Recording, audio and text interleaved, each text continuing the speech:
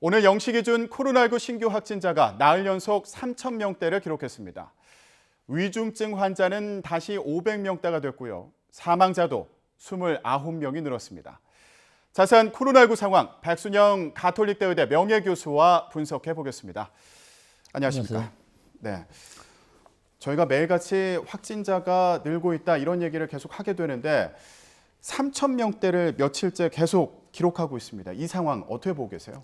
예, 원래 방역 당국에서는 이 단계적 일상 회복으로 가면은 위중증화율, 사망률이 더 떨어지면서 이것들이 제일 중요한 지표라고 될 수 있다고 했었는데 네. 실제로 위중증화율, 사망률이라는 것은 후행적인 지표입니다. 확진자가 결국 1, 2주 지나면서 위중증이 되고 또 1, 2주 지나면서 사망하는 상황이기 때문에 확진자 규모가 중요할 수밖에 없죠. 근데 지금 11월 1월 1일부터 이 단계적 일상 회복이 된 이후에 급격한 증가는 하지만 상당히 급한 증가세이기는 합니다. 네. 이번 주에 2,753명 하루에, 이전 주에 2,191명에 비해서 562명이나 늘어났어요. 하루에 평균. 네네. 거기다가 지금 주중에는 계속 3,000명대를 유지하고 있기 때문에 그 이전 주에 비해서 뭐 당연히 이렇게 느껴지는 것이거든요.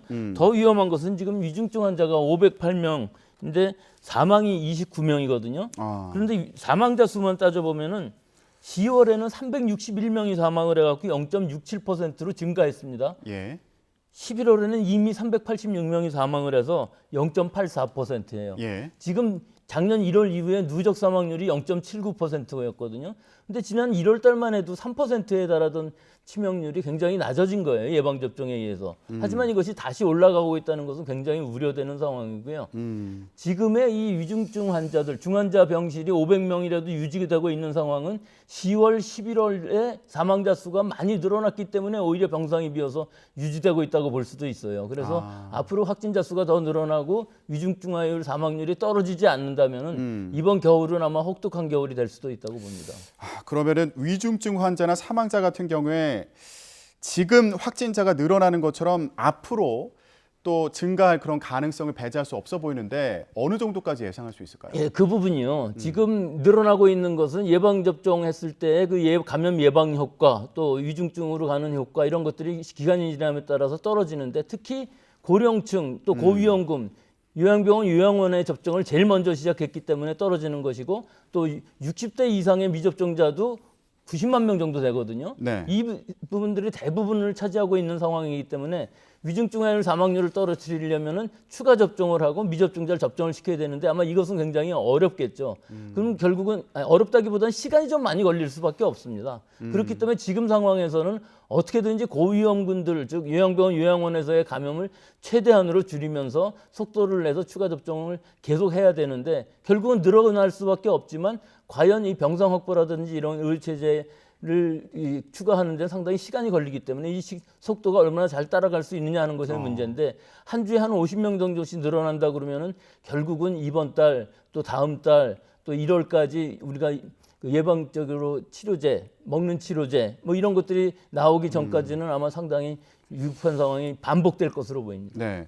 환자가 발생하면 치료도 빨리 받아야 될 텐데 이번 대기자가 어제 기준으로 520명으로 늘어났다고 하거든요. 이건 어떤 의미가 있는 건가요?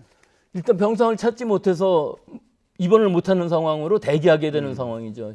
급격히 늘어나고 있어서 지금 520명까지 늘어났는데 여기서 제일 중요한 부분들이 갑자기 사망하시는 분은 그다지 많지 않지만 이 환자들 중에서 요양병원, 요양원에서 집단 감염이 일어났을 경우에는 코호트 격리를 하고 있는데 코호트 격리에서 전원을 하지 못하고 치료 병상으로 가지 못한다면은 사망자가 많이 늘어날 수밖에 없는 상황이거든요.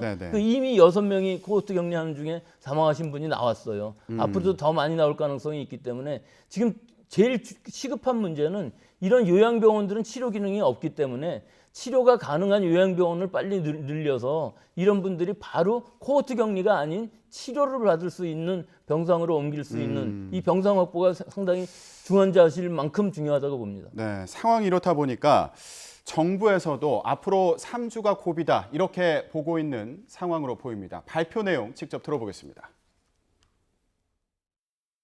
행정명령 외에도 전담병원들을 추가 지정하여 670여 개의 전담병원 병상도 추가로 확충할 계획입니다. 둘째, 중증 환자 중심으로 병상을 좀 더 효율적으로 운영하기로 하였습니다. 네, 정부 발표 내용 함께 들어보셨는데 일단 전담 병원을 추가로 지정을 하고요. 그리고 병상을 더 효율적으로 운영하겠다 이렇게 얘기했습니다. 예, 뭐 다 중요한 얘기죠. 다 그렇게 해야 되고 지금까지 그렇게 못한 것도 또 아쉬운 부분들이 분명히 있죠. 네.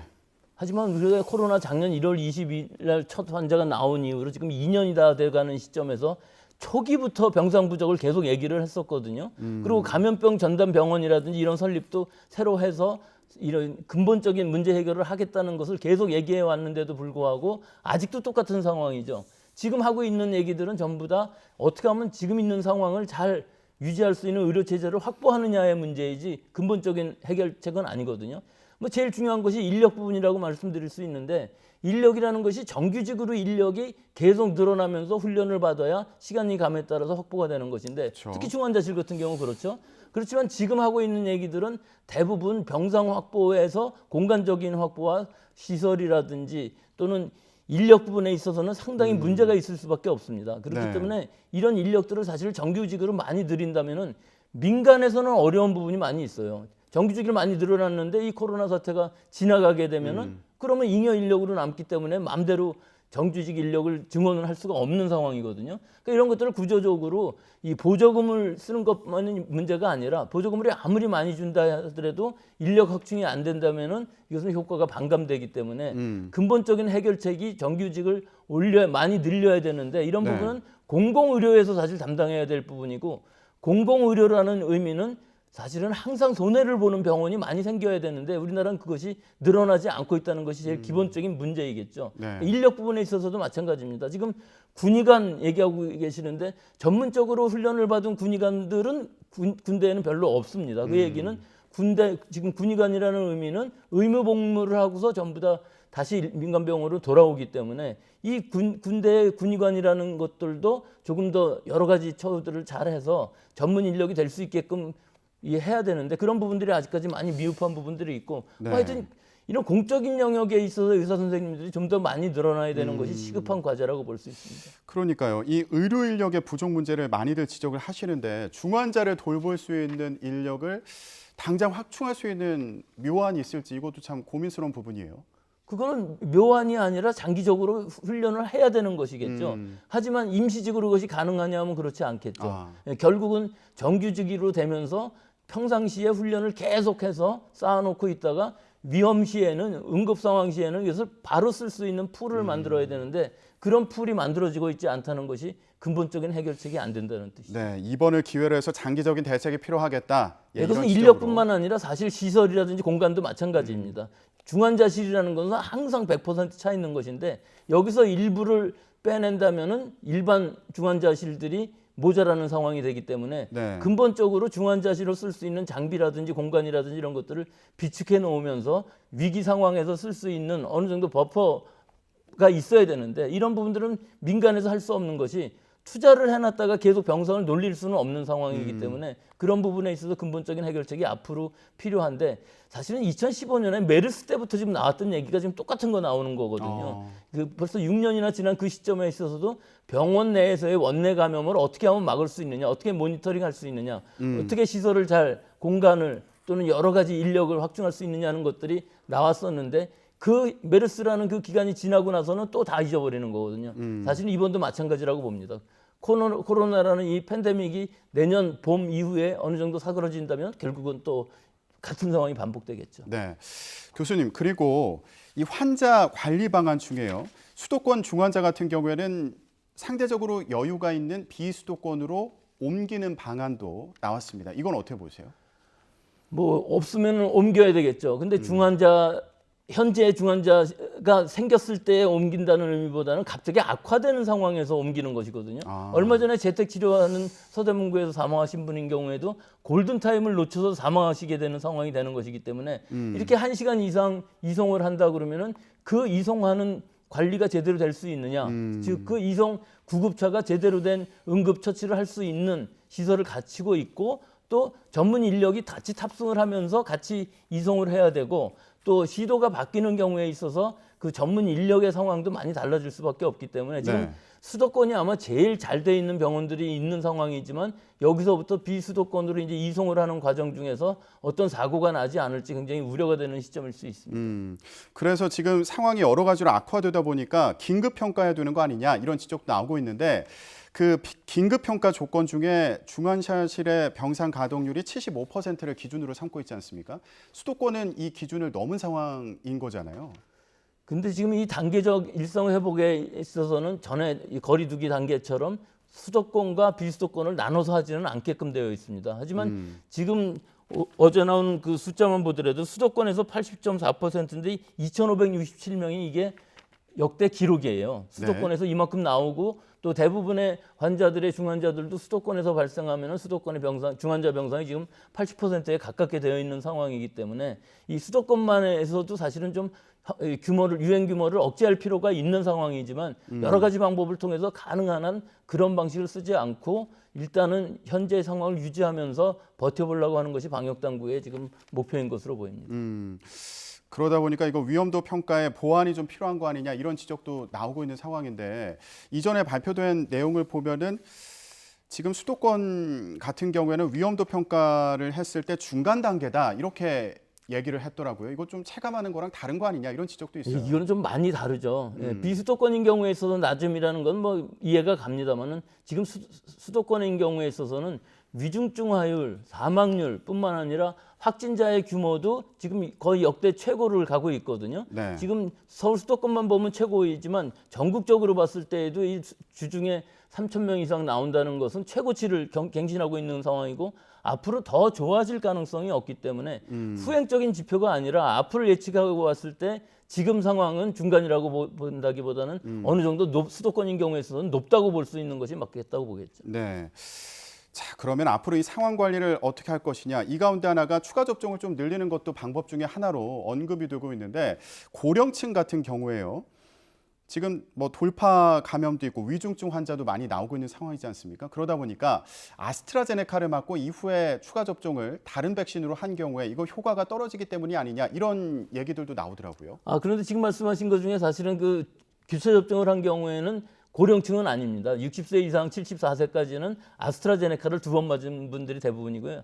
젊은 층에서는 아스트라제네카, 파이자 추가 접종을 해서 교차 접종을 한 경우가 많이 있는데 둘 다 비슷합니다. 사실 감염 예방 효과는 좀 많이 떨어지는 편인데 T세포의 기억 효과라는 게 있어 갖고서 사실 면역력의 지속 기간, 즉 위중증으로 가지 않는 것은 효과는 좀 더 길다는 보고들이 많이 있습니다. 즉 mRNA 백신에 비해서 이 아데노바이럴 벡터를 기반으로 하는 이 백신이 효과는 좀 더 오래 갈 수 있지만 낮다. 그렇기 때문에 고령층인 경우에 있어서는 그 부분도 위험하죠. 고령층인 경우에는 돌파 감염이 일어났을 때 위중증이 될 수도 있기 때문에 이 아스트라제네카를 2번 맞은 분들은 3차 지금 모더나 백신이 기본으로 되어 있는데 반용량이요. 네. 이 추가 접종을 신속하게 해야만 되고 특히 이 요양원 요양병원 경우에 있어서 2월 달부터 시작을 했고 뭐 4, 5월 중에는 2차 접종이 다 끝났기 때문에 지금 굉장히 위험한 상황이기 때문에 추가 접종을 속도 있게 지금 수행해야 되겠습니다. 그렇군요. 그러면은 아스트라제네카를 2번 맞은 경우나 그리고 아스트라제네카를 맞고 화이자를 교차 접종한 경우에 추가 접종을 하게 되면은 좀 걱정이 덜어진다 이렇게 보면 되는 걸까요? 그렇죠. 추가 접종의 효과는 확실하게 지금 나타나 있고요. 지금 우리 60대 이상인 경우에는 4개월, 50대 이상인 경우는 5개월로 되어 있는데 문제는 이제 호응도입니다. 이게 얼마나 많이 맞을 수 있는지 속도감 있게 맞출 수 있는지 하는 것인데 뭐 제가 한 가지 제안하는 거는 우리 지금 백신 수급도 잘 돼 있고 위탁 의료기관도 많기 때문에 이 추가 접종에 한해서는 당일 방문으로 바로 접종을 받을 수 있게끔 그렇게 하는 것이 좋을 것으로 보는 게 지금 미접종자인 경우는 그렇게 하고 있거든요.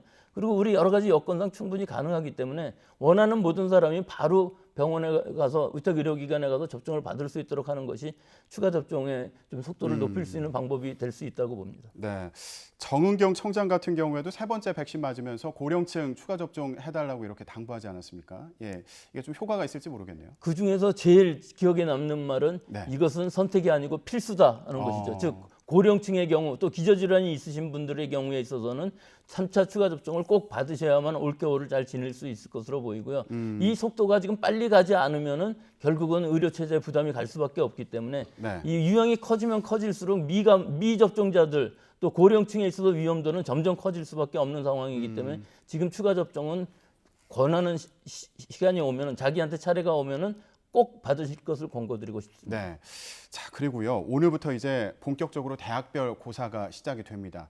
아까 저희도 전해드렸는데 학생들이 굉장히 많이 이동하지 않습니까?